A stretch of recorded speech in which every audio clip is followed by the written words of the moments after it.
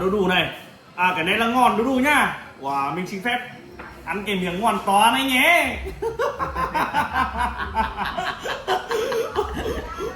Ăn rồi. Hơi to các bạn ạ. Rồi. Xin phép hai bạn nha, mình làm miếng to nhá. Ok. Cho nó bếp. Wow. Mời các bạn nhá. Nha. Miếng to, miếng to.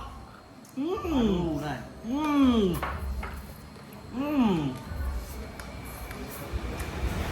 Ngon lắm các bạn ạ.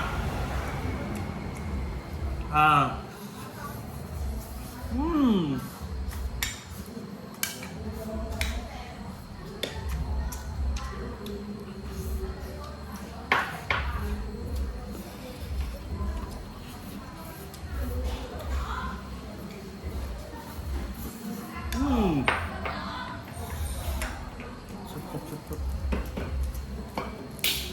Chung bánh.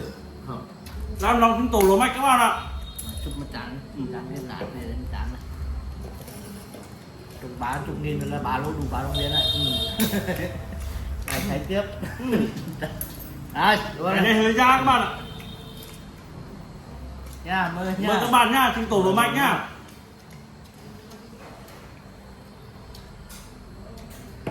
À, đã quá. Cái này hơi da. Cái này da quá không ăn được. Mình ăn cái lá thôi.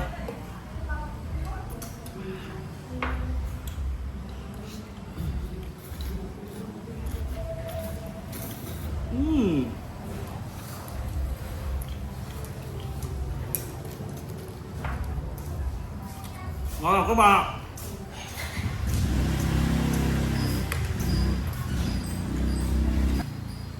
Mì tôm nha, mời các bạn mì tôm nha. Ngon lắm đó. Đây là kho phải nấu ăn gì? Món này ngon lắm. Bánh người ta còn đây là bánh với xôi chứ con vười đóng đấy. Ngọt bạn hả? Nặng không? Có, hơi đắng nhưng mà hẳn ngọt đấy. nói ngọt quá đấy, không phải bởi vì mình ăn ngon nên mình thấy ngọt các bạn ạ. Cho thì nữa bây giờ.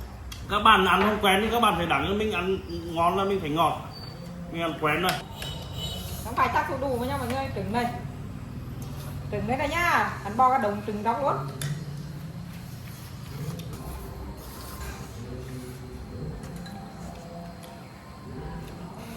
Ngon lắm. Ngon. Tao cho vô ăn đi ba, ngồi đây mày ăn đó. Ngon gì? Hơi nhăn nhăn nặng đấy.